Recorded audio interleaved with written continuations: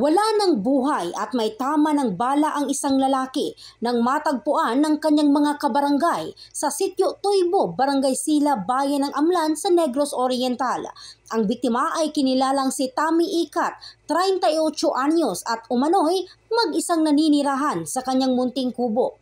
Ayon kay Police Lieutenant Tommy Tan ng Amlan PNP sa panayam ng Brigada News FM Dumaguete, nangyari ang krimen pasado alas 5 ng hapon ng Linggo, Nobyembre 5 at nai-report sa kanilang tanggapan noong Lunes. Maliban sa tama ng bala sa ulo at likod ng biktima, putol rin ang 4 na mga daliri nito sa kaliwang kamay.